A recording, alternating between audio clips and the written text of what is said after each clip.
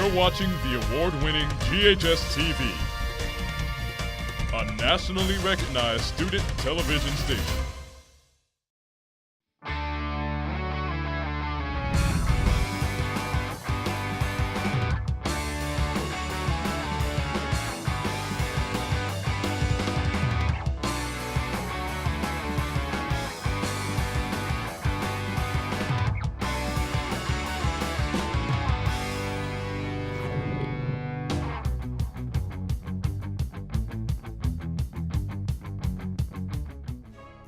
Hello, and welcome to this week's edition of GHS-TV's award-winning talk show, Crosstalk.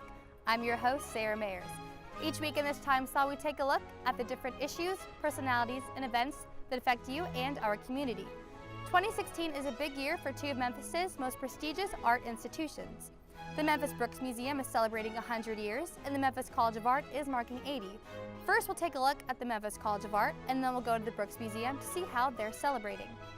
Joining me now is Haley Morris-Corfiero, Vice President of Academic Affairs. Ms. Morris-Corfiero, thank you so much for being here with me today. Yeah, thank you for speaking with me. Congratulations on 80 years of the Memphis College of Art. How have you celebrated throughout the year? Well, thank you. Well, this is the end of the 80th anniversary, and we've done lots of different events throughout the year. It started with this big party at the Victorian Village, which is where we all started. As a more like a community education type program, and then we're ending it with our holiday bazaar.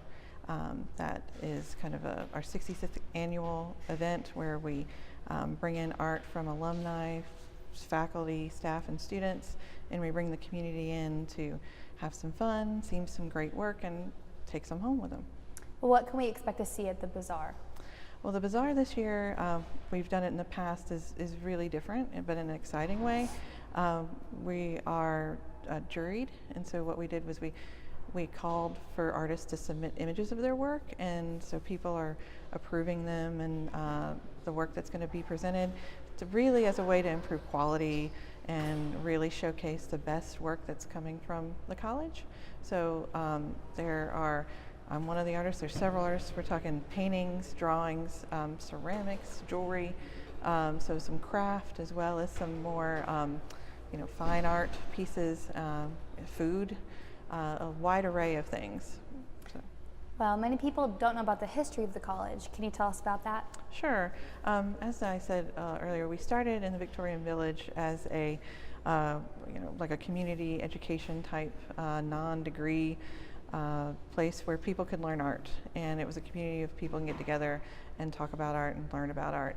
And then we moved to Overton Park in the late 60s, I do believe, and expanded here, and then started offering degrees and have been here ever since. And we now have programs, and we started with painting and drawing and sculpture and printmaking and photography, and now we have graphic design, animation, illustration, comics, so the wide spectrum.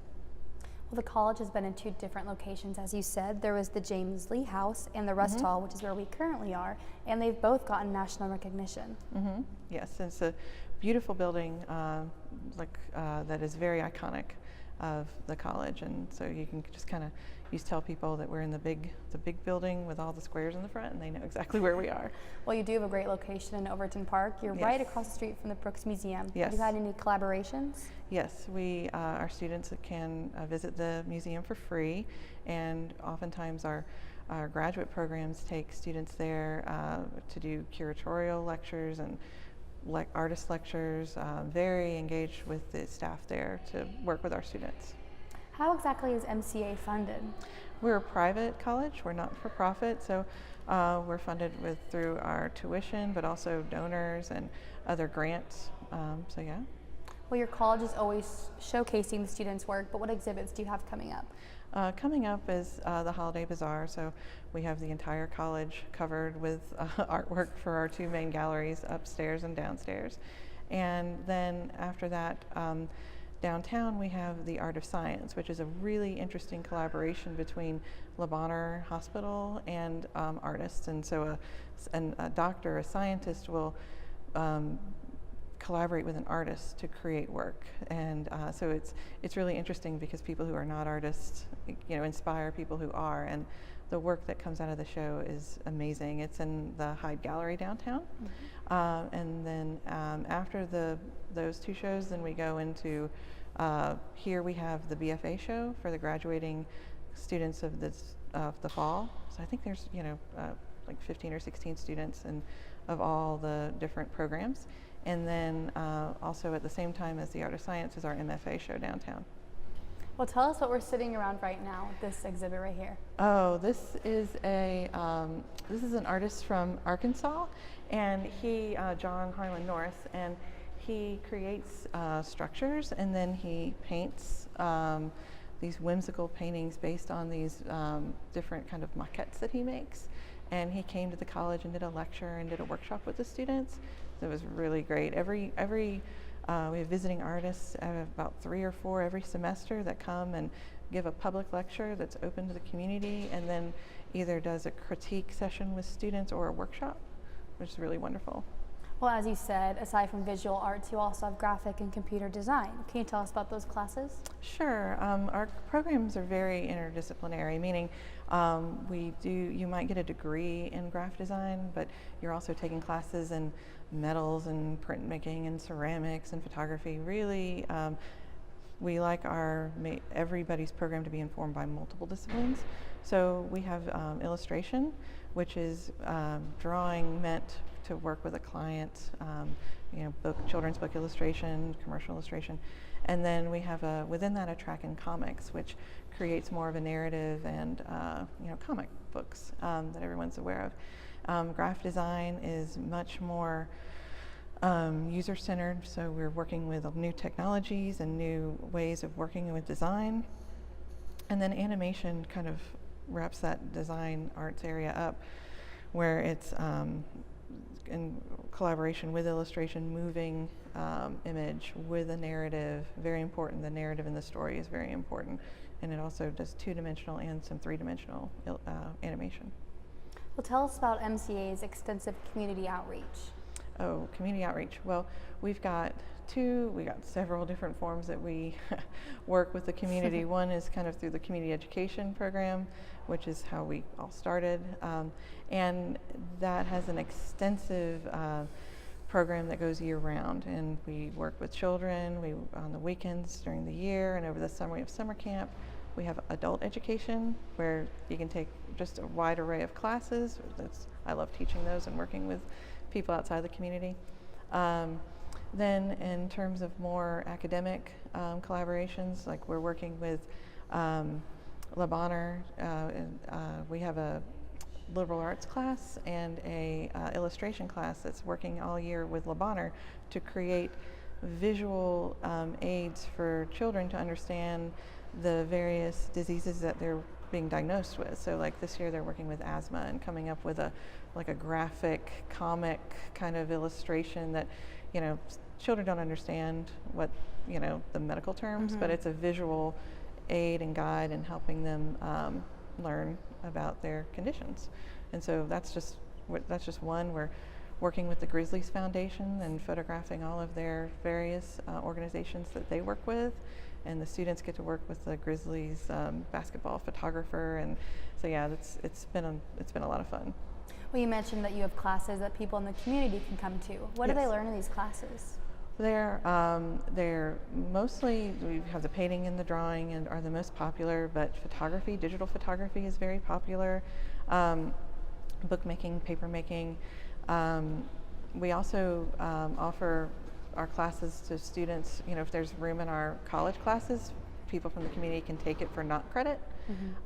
So it's a very, very good program, and right now our community education now offers one-on-one tutoring. So maybe if you need something that's a little more simple and not a whole class, then that's an option, as well as various field trips. So like we'll go to the botanical gardens or the zoo and photograph, and like the challenge is photographing animals at the zoo, and so we'll take a group of students over there and show them how to do it. How are you getting younger kids involved with the school? Oh, we work with, in addition to the community education, we have summer programs where we mentor high school students and students in the community. It's really through that community education program. But oftentimes if there's a project comes up, then we'll work with them. Sometimes I'll have a class that wants to come and sit in, and our faculty will go and do a little presentation for the school. So it works both ways. What are the requirements to attend the Memphis College of Art? Well, there's a portfolio of, so there's transcript and ACT, SAT scores. But what's important is a portfolio, and most students think that, I need to show my best work, but really what we want to see is that it's calling like drawing from observation, meaning like you set up some objects and you draw, and we can actually tell more about the potential of a student based on how they can draw like cones and light bulbs, and versus something like anime or cartoons that people are copying, because that we can really tell from somebody's skill based on how they can treat just a simple white object. We have about 30 seconds left, but okay. Where do you see the Memphis College of Art in 80 years? Oh, wow. I think we will be here being like the premier art center for Memphis. We bring in hundreds of people every year through various programs, both public and more structured through the college. And we will be here with even the traditional arts as well as whatever we're doing in 80 years. Well, thank you so much for being here today and talking about the Memphis College of Art. Thank you. Thank you for having me. We've learned about the Memphis College of Art, so now let's take a look inside. Memphis College of Art is a fantastic place to learn the basics of pretty much any type of art style. It's a small school, and so we really get to know the students really well, and the faculty, and we work together a lot, so it's a very intimate environment. When I started here at Memphis College of Art, we all take foundations. We're basically being taught how to do the very simple things of being an artist. This is the first fundamentals class for ceramics, and whenever we start off, we actually start off with this method, which I'm doing right now, which is carve out. So we start out with a mass of clay and we mold it into whatever we're wanting to do. This class is metalsmithing, well, silversmithing. We use silver to create rings or pendants or any kind of jewelry that we decide to make. I'm an illustration major. I am currently working on 3D animation for a game that I'm designing in my senior year. I'm building the Memphis College of Art itself in 3D so that I can place it inside of my game. The students that normally come down here have a really wide range of skills. They're really diverse, so there's every kind of student you can imagine. They're very engaged and invested. The teachers are really great at this school. I feel like a lot of teachers here are really passionate about their jobs, and they want to be here and they want to help. Hearing their ideas and bouncing ideas off of them and giving input is really what being faculty is all about. The atmosphere at Memphis College of Art is very welcoming. It gets to be really tight-knit after a while, especially after the first couple of years of being here. All of the classes are very closely knit so that you wouldn't have more than 20 or so kids in a class, so that each student can get one-on-one interaction with the teacher, because the teachers really are interested in what we're doing and want to help us figure out where we're going in our art careers. And there's really an infinite number of directions that they can take. Some of them will go to grad school and hopefully get jobs teaching, and some of them are going to be really good teachers. I want to teach K through like 5th grade, and then after that open up my own alternative school. I just think the arts are ever more important because thinking creatively is really the answer. It gives us solutions to problems that, if we're not thinking creatively, are much more difficult to resolve. Welcome back. I hope you enjoyed our look around the Memphis College of Art. We've moved over to the Brooks Museum, and joining us now is the Executive Director of the museum, Emily Neff. Dr. Neff, thank you for being on the show today. Thank you for having me. I want to say congratulations on the anniversary. How have you been celebrating throughout the year? Well, we are 100 years old, so it's a big celebration. And I would say that for people who haven't been to the Memphis Brooks Museum of Art in a long time, what they will see is, I guess, sort of an amped up exhibitions program that's all about art.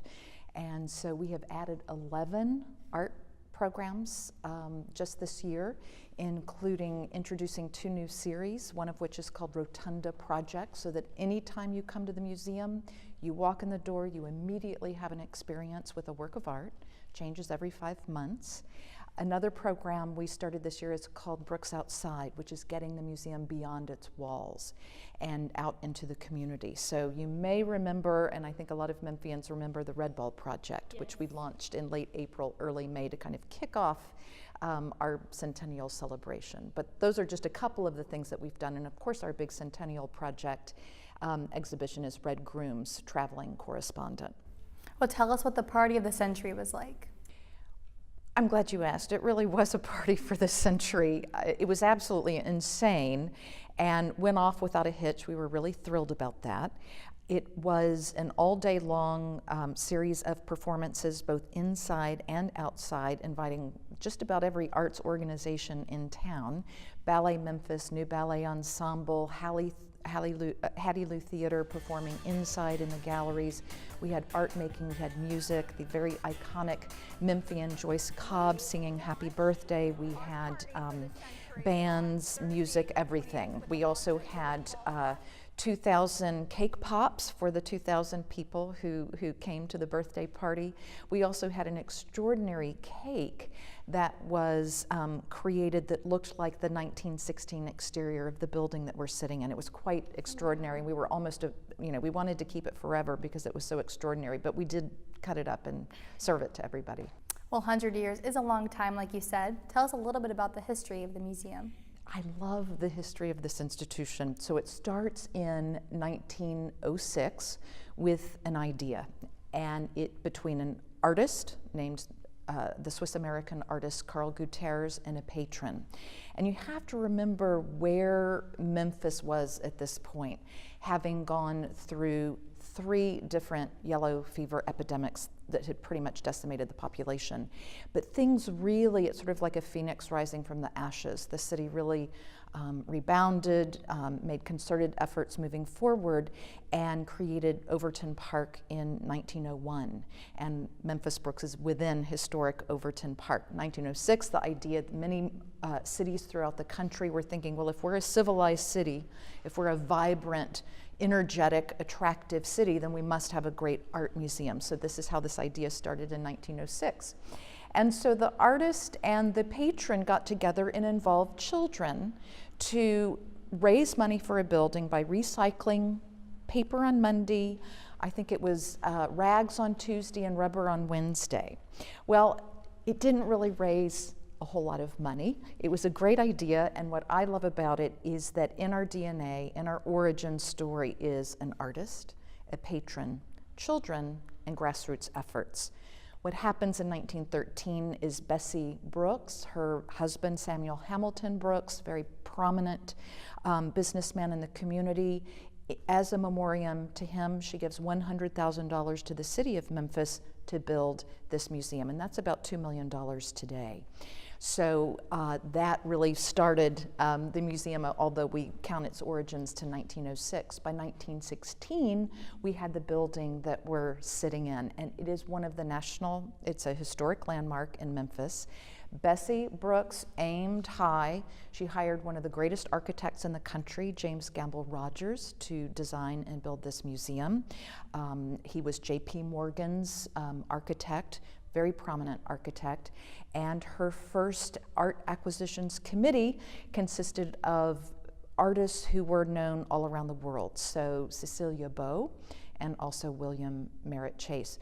But one thing that I think is unique to our history, and I love this story, is that when we opened in May of 1916, there was no collection and there was no staff.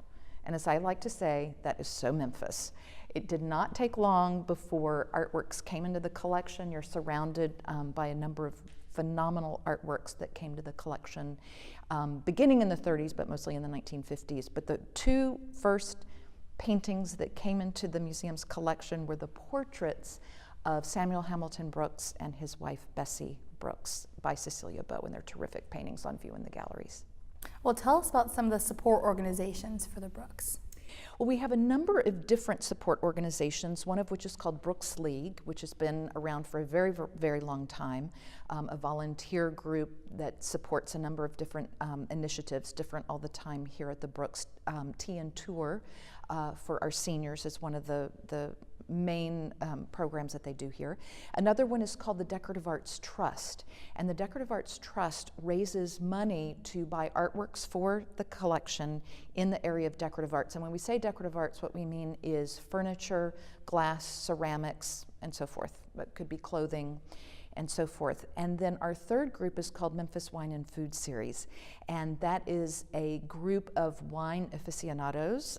Memphis is a city of great fun in terms of food and wine. There's some very serious wine collectors here in town, and this is a way the Art Museum taps in with those people who are very, very interested in wine. They have a very important art auction in the spring, and it's actually our biggest fundraiser for the Brooks. Well, the museum seems to be very busy. Tell us about some events you have coming up. We're insanely busy. we sometimes wonder how we do it. I mean, as we're filming this, we're getting ready to install a major artwork for Rotunda projects by Nena Okore. We've introduced an artist in residence series that began in September. We had a poet in residence from the University of Memphis. He sat in the galleries with his desk and his computer certain hours of the week, and there were times in which people could talk and interact with him, and then he gave a poetry reading at the end of September. Right now we have a very prominent hip-hop artist and producer named I Make Mad Beats, who is here at the museum making music within the museum, so that's another project that we do. We have a very active film program. We have artist lectures. In fact, Nena Okore will be speaking tonight. She is an Australian-born artist who was reared in Nigeria, and she now teaches sculpture in Chicago. And so she'll be giving a talk tonight about her work and how she uses burlap to sort of tat and tease and do the sort of repetitive kinds of motions that women in Nigeria do that she observed growing up there, things like hair braiding, mending, all kinds of fiber works, that sort of thing. So she'll be talking about that this evening. What new exhibits do you have coming up in the future? Well, we have Red Grooms on view, as I mentioned right now, and one of the things I want to mention is that we have a fantastic new commission for the 100th anniversary, a great work that Red Grooms, who's a Nashville-born artist, loves Memphis, has relatives in West Tennessee, who leaves for New York in 1957, and he has remained in New York City for his entire career. He's an internationally known artist, but his roots are in Tennessee, and the exhibition examines both his Tennessee work, 'cause he returns to Tennessee every summer, and also the work that he does in New York City. It's an incredibly appealing exhibition. There's not one person from anywhere around the world or any age that doesn't immediately fall in love with this exhibition. And he did, for our 100th birthday, after spending a week in Memphis, a commission and work that's called Memphis on My Mind. And anybody who has the slightest interest in Memphis, is from Memphis or lives in Memphis, really, really needs to see this great work of art. Tell us about your popular film series, The Brooks Films. Thank you for asking. It's one of the key programs that we do here, extremely popular among film buffs in the community. In fact, we've had people who've traveled as far away from New York and Tulsa just to see specific films that we're showing.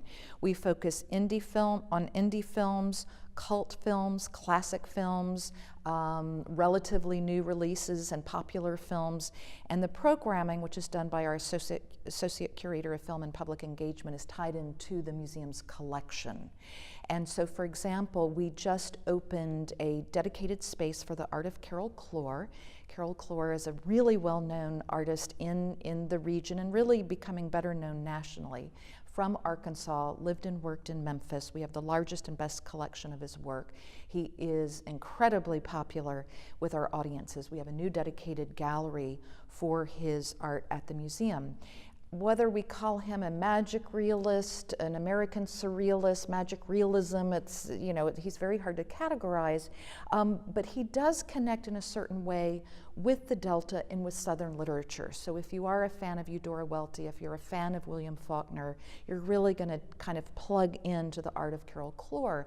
And so a couple of the films that we're showing are ones that William Faulkner did when he was living and working in Hollywood briefly, and writing film scripts for Hollywood that were then turned into films. So we're featuring those films. So they directly tie into our arts programming here. Well, Dr. Neff, thank you so much for joining me today. Thank you for having me. Come back. Of course. Let's take a look inside the exhibits we just learned about. The Memphis Brooks Museum of Art is one of the largest art museums in the American South and houses an outstanding collection of art dating from antiquity to the present. Through its world-class exhibitions and programs, the Brooks has become a center of cultural activity in Memphis. With the help of generous donors and supporters, the collection of 19 paintings housed in an 8,200 square foot building in 1933 has grown to over 9,000 works of art in an 86,000 square foot building. Paintings in the permanent collection include works by Italian Renaissance, Baroque, Impressionist, and 20th century artists.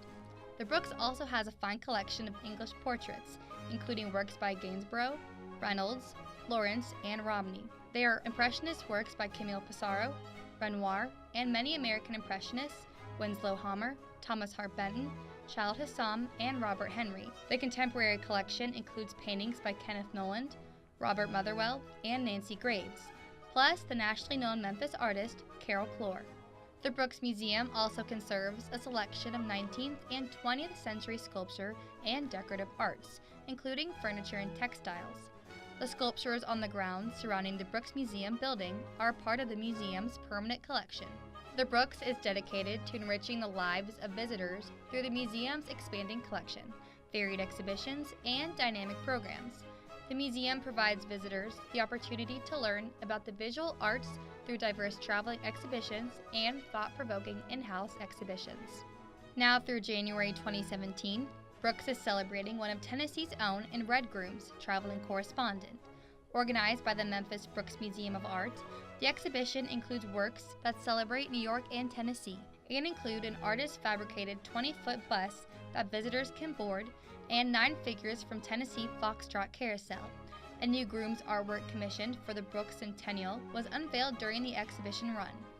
The Memphis Brooks Museum of Art continues to fulfill the purpose of its founder, Bessie Vance Brooks, as a, quote, repository, conservatory, and museum of art for the enjoyment, inspiration, and instruction of our people. I'd like to thank the Brooks Museum and the Memphis College of Art for talking with us today and for showing us around their institutions. Remember, Crosstalk can be seen each week at 9 a.m. and 7 p.m. on Mondays and Thursdays, and 12:30 p.m. and 7 p.m. on Sundays. For more information on our programming, please check us out on the web at GHS-TV.org, where we are streaming 24/7. And don't forget to follow us on Facebook and Twitter. I'm Sara Mayers, and from all of us at GHS-TV, thank you for watching Crosstalk, and hope to see you again soon.